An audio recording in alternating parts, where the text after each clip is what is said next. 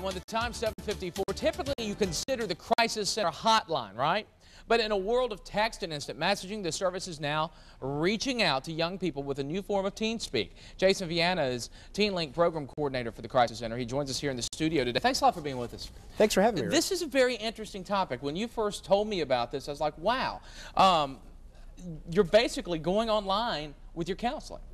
Yes, the whole idea behind this was trying to put ourselves where teens are. They originally started back in 1970 with just the crisis and suicide line, and the whole point behind creating a teen line was we wanted to be relevant to teenagers. We wanted to find volunteers that they could relate to. So we use younger volunteers specifically, and we've done that for about 13 years now. And the way that teenagers communicate it's evolved. It's text messaging, it's instant messaging. And so we thought, if we really want to help teenagers, we have to find a way to put ourselves where they are. Well, here's the Teen Link online. There's the phone number that's posted online, but this is also a situation where people can go online and can instant message and can talk things through that way. Exactly. It's a way for teenagers to be able to communicate with a counselor if they don't want to use a phone. Now, if you think that it's not needed, listen to these numbers, which surprised me. 1 of 4 students, basically a quarter of all students in Alabama, report feeling so sad, depressed, or hopeless every day for at least 2 weeks that they stop some of their usual activities. 1 in 5 report having seriously considered suicide. That's an enormous number to a lot of us to hear. It's kind of staggering to think about that. Well, it is staggering. I think a lot of times people focus on the number of teens that actually go through with it.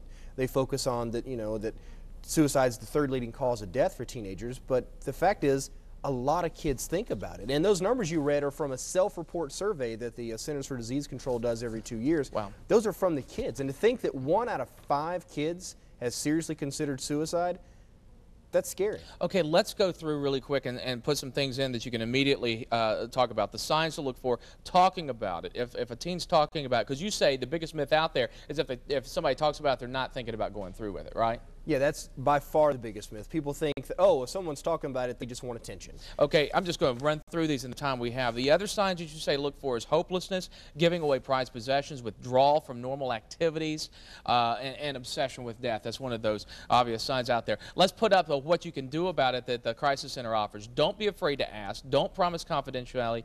Don't look the other way and assume someone else is going to help, and seek professional help, right? Yeah, and the key is that we like to preach is that so many of youth suicides can be prevented with just intervention, just noticing, not looking the other way, not assuming somebody else will get involved. If you're concerned about somebody, just do something.